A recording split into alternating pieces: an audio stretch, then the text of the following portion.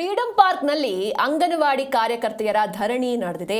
Election ಕೆಲಸಗಳಿಂದ ಮುಕ್ತಿ ನೀಡುವಂತೆ ಒತ್ತಾಯ ಕೇಳಿ ಬರ್ತಾ ಇದೆ. ಹೆಚ್ಚುವರಿ ಕೆಲಸದ ಬದಲು ಅಂಗನವಾಡಿ ಸೇವೆಗೆ ಮಾತ್ರ ಅವಕಾಶವನ್ನು ನೀಡಿ, ಹಾಗೆ ಗೌರವಧನ ಹೆಚ್ಚಿಸುವ 6ನೇ ಗ್ಯಾರಂಟಿ ಜಾರಿಗೆ ಮನವಿಯನ್ನ ಮಾಡಲಾಗಿದೆ.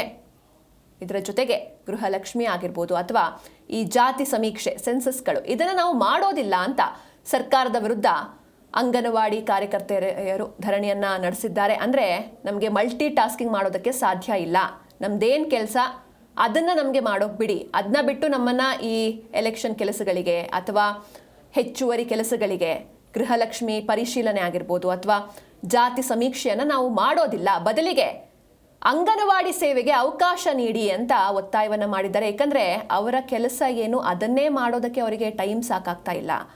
ಹೀಗಾಗಿ ಬೇರೆ ಬೇರೆ ಎಲ್ಲ ಕೆಲಸಗಳಿದೆ, ಆ ಕೆಲಸವನ್ನು ಮಾಡೋದಕ್ಕೆ ಸರ್ಕಾರ ಅವರನ್ನು ನಿಯೋಜನೆ ಮಾಡುತ್ತೆ, ಆದರೆ ಅದಕ್ಕೆ ತಕ್ಕಂಗೆ ಗೌರವಧನ ಕೂಡ ಸಿಗ್ತಾ ಇಲ್ಲ.